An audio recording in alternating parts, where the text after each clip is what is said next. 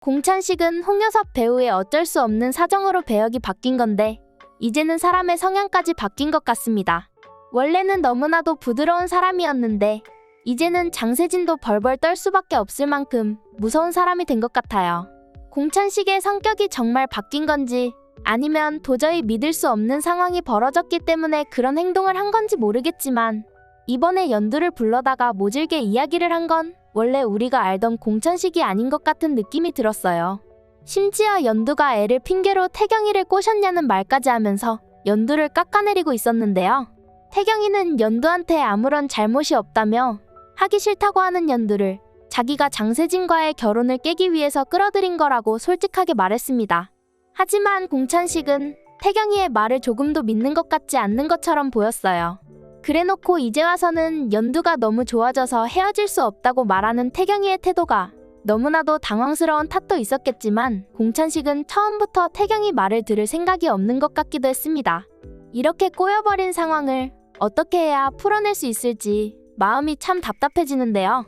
결국 공찬식은 연두를 불러서 아주 모진 소리를 거침없이 질러댔고 연두는 횡단보도 앞에서 하야를 하며 쓰러지고 말았습니다. 김준하와 태경이가 쓰러지는 연두를 데리고 위급한 상황으로 이어지는 느낌이 났는데요.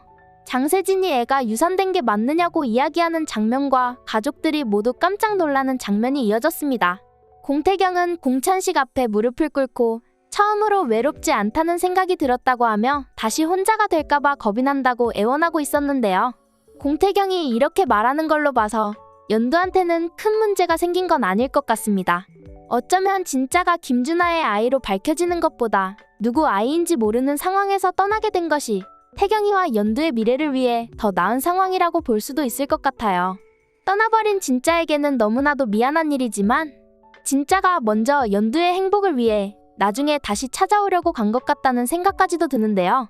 진짜를 잃은 슬픔을 잊을 수는 없겠지만 태경이와 연두가 진짜를 기억하면서 두 사람이 서로를 위로해주는 모습을 볼 수 있었으면 좋겠습니다. 진짜가 그렇게 된 이후 익명 게시판에 그런 글을 올린 사람에 대한 추가 조사가 꼭 이루어져야 할 것 같다는 생각이 드는데요. 장세진과 김준하는 가짜 커플 행세를 하면서 공찬식의 의심을 피했지만 연두와 태경이의 의심까지 피하지는 못했던 것 같습니다. 장세진은 툭하면 김준하의 방으로 찾아가서 김준하와 작당 모의를 하곤 했잖아요. 그런데 방에서 작당 모의를 하기 전에 복도에서 잠깐 이야기를 나누고 들어가는 모습이 나왔습니다. 두 사람이 진짜로 사귀는 게 아니라 가짜 커플 행세를 하고 있다는 사실을 누군가가 듣게 될 것 같은데요. 김준하가 살고 있는 곳에 태경이의 방도 있었잖아요. 태경이나 연두가 두 사람의 대화를 우연히 듣게 되는 사건이 발생하면 김준하와 장세진의 치졸한 연기가 막을 내릴 것 같습니다. 두 사람은 서로를 탓하면서 자기 잘못이 아니라고 싸우게 될 것 같은데요. 그렇게 싸우다가 큰 사고가 나서 누군가 사망하게 되는 충격적인 결말로 이어질 수도 있겠다는 생각이 들었습니다. 안 그래도 장세진과 김준하의 모습이 꼴보기 싫다고 하시는 분들이 정말 많으신데요. 그래도 연두와 진짜한테 미련이 남아있는 김준하와는 다르게 장세진은 자기가 태경이를 차지하려고 하는 것을 떠나 연두가 불행해지기를 빌고 있는 것 같은 모습이 너무 많이 나와서 정말 보기 불편하다고 하시는 분들이 많은 것 같습니다. 두 사람이 죗값을 톡톡히 받게 되면서 많은 시청자 여러분들의 가슴을 시원하게 해줬으면 좋겠네요.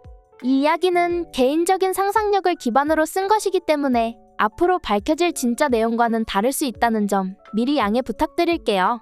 이번 영상 재미있으셨으면 구독과 좋아요 부탁드립니다. 구독은 저에게 큰 응원이 됩니다. 오늘도 시청해주셔서 감사합니다.